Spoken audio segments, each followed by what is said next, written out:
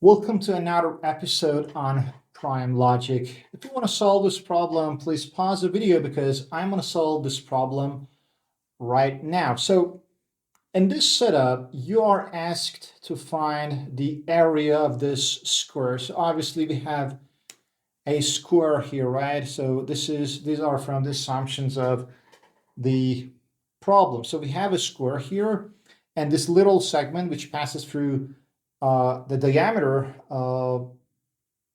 it is 1. So in the original picture that I found online, this was not given, but this problem is only possible to solve with this setup only if this line is the diameter. Only if this little segment here is the extension of the diameter. For example, if this little segment was here, that wouldn't be possible to solve it because we would have infinite solutions. So based on this problem setup, let's just name the side of the square as A. So this point here till this point here, let's name it as A, right? Because these are parallel to each other. So this side is A. This little side is, so let's just name it as B. We have another chord here. So this length, let's name it as C, and this length as D. So this is very, very easy, but we need to think about it for a second. So we have two chords, right? So one chord is the diameter here, and another chord is this one. Based on this intersecting chords theorem, so we can write in this way that A times B equals C times D. So for those who know this theorem, okay, so it's very easy, but for those of you who are not maybe that familiar with this intersecting chords theorem, it's basically, it says that in any circle, so whenever we have two chords that intersect one another, let's say we have a circle here, and then we have, let's say, two chords. It doesn't matter which chords they are. So whenever we have two chords that intersect one another, the product of the length of those little segments on each of those is equal. In other words, if we multiply this little segment by this segment, the result is the same as if we multiplied this segment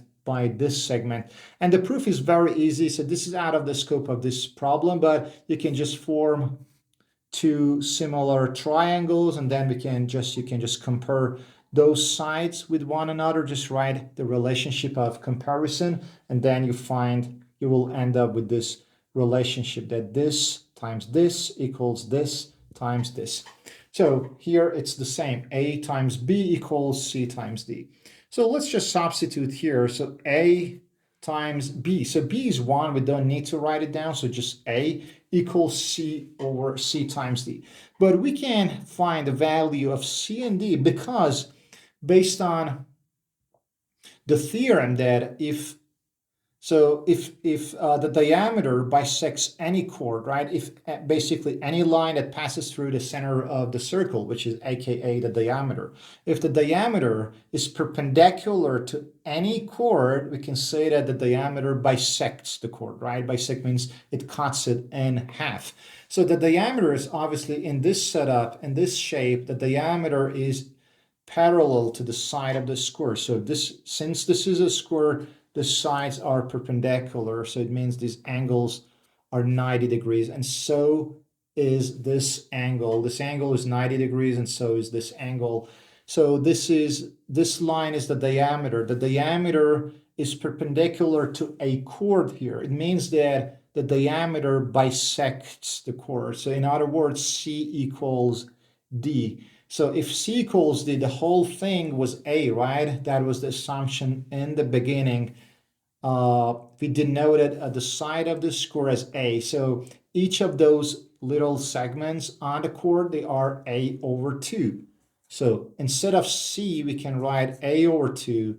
Instead of D, we can also write A over 2. So I think now we have a quadratic equation with just one variable, and the rest is very easy. So let's just simplify that and do this algebraic calculation. So A equals A squared over 4.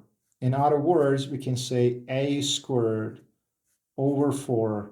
So let's put a, let's bring it to this side, minus a equals 0, right? So we have a fraction here. Let's multiply all the terms by 4 to get rid of this fraction. So 4a squared over 4 minus 4a equals obviously 0. So we can cancel this out.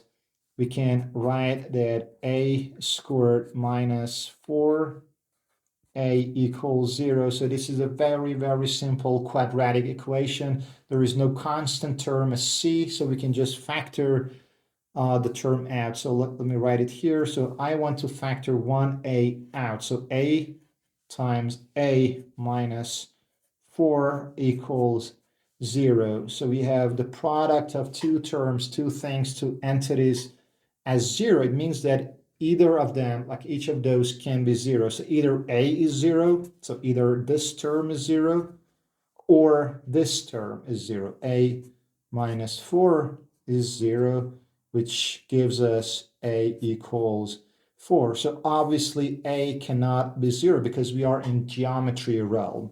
So a is a side, a positive integer. It's a side of this square. So this cannot be 0. So we don't accept this one and we just suffice to this one here. So a equals 4 is acceptable. So we found the side of this square, and obviously the area of a square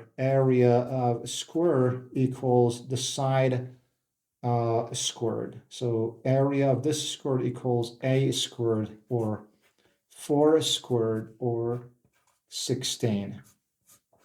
So this is the final answer, and that's the answer to this one, but I have a bonus challenge for you. I want you to find the radius of the circle.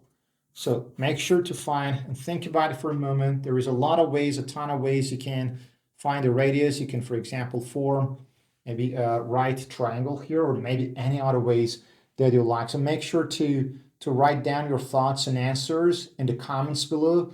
And please like the video and subscribe to the channel if you haven't already. And see you on our next video on prime logic.